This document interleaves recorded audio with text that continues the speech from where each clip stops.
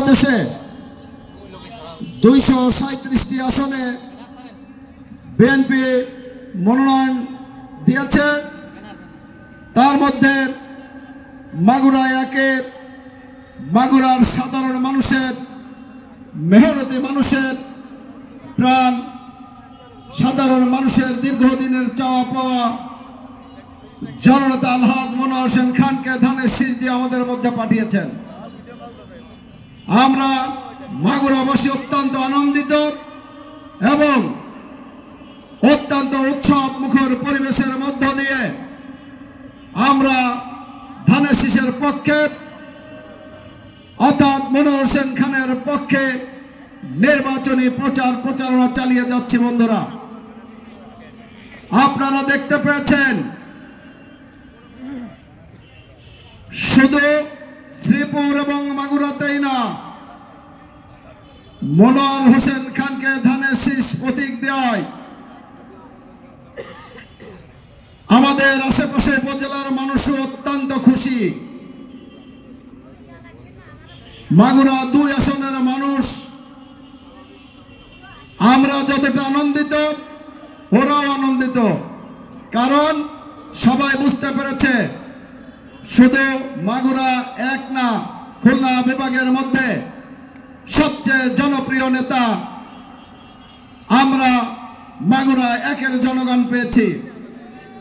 এর জন্য আমি মহান আল্লাহ রব্বুল আলামিনের কাছে শুকরিয়া আদায় করছি এবং ধন্যবাদ জ্ঞাপন করছি দেশনেত্রী বেগম খালেদা জিয়া এবং বিএনপির ভারপ্রাপ্ত চেয়ারম্যান জননেতা তারেক রহমান সাহেবকে, যে উনি আমাদের সাধারণ মানুষের মনের ভাষা বুঝতে পেরেছেন।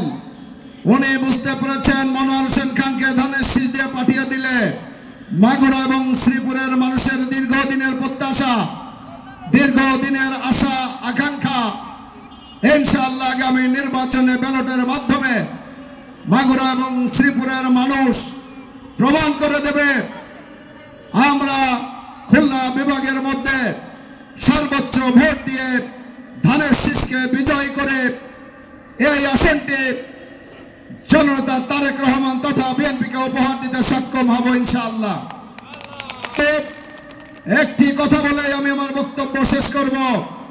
আমি আপনাদেরকে বলতে চাই, আমরা সময় নষ্ট না করে, আমাদের প্রার্থী ভালো, আমরা জনপ্রিয়, আমাদের প্রার্থী অত্যন্ত জনপ্রিয়। আমরা যদি শুধুমাত্র একটু সময় ধানের শীষের পক্ষে প্রচারণা আমরা যদি রেগুলার করি, নিয়মিত করি, তাহলে মাগুরা 1 আসনে ভোটের বিপ্লব ঘটিয়ে খুলনা বিভাগ না সারা বাংলাদেশের মধ্যে একটা ইতিহাস রচনা করে দেব ইনশাআল্লাহ।